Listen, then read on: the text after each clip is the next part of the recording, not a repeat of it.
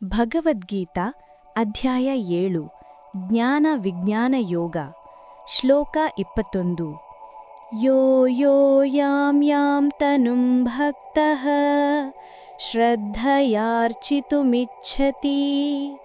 ತಸ್ಯ ತಸ್ಯಾಚಲಾಂ ಶ್ರದ್ಧಾಂ ತಾಮೇವ ವಿದಧಾಮ್ಯಹಂ. ಕನ್ನಡ ಅನುವಾದ. ಯಾವ ಭಕ್ತನು ಯಾವ ದೇವತೆಯನ್ನು ಶ್ರದ್ಧೆಯಿಂದ ಆರಾಧಿಸಲು ಇಚ್ಛಿಸುತ್ತಾನೋ ಅವನಲ್ಲಿ ಆ ದೇವತೆಯ ಮೇಲಿನ ಅಚಲವಾದ ಶ್ರದ್ಧೆಯನ್ನು ನಾನು ದೃಢಗೊಳಿಸುತ್ತೇನೆ.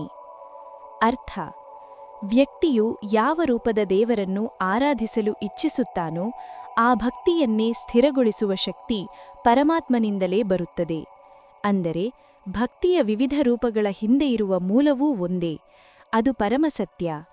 ಭಕ್ತನು ತನ್ನ ಮನಸ್ಸಿನ ಸ್ವಭಾವಕ್ಕೆ ಅನುಗುಣವಾಗಿ ದೇವರನ್ನು ಆರಿಸಿಕೊಂಡರೂ ಅವನ ಶ್ರದ್ಧೆಯನ್ನು ಬಲಪಡಿಸುವುದು ದೇವರ ಕೃಪೆಯೇ ಆಗಿದೆ ಎಂದು ಈ ಶ್ಲೋಕದಲ್ಲಿ ಶ್ರೀಕೃಷ್ಣನು ಭಕ್ತಿಯ ಸ್ವಭಾವವನ್ನು ವಿವರಿಸುತ್ತಾರೆ.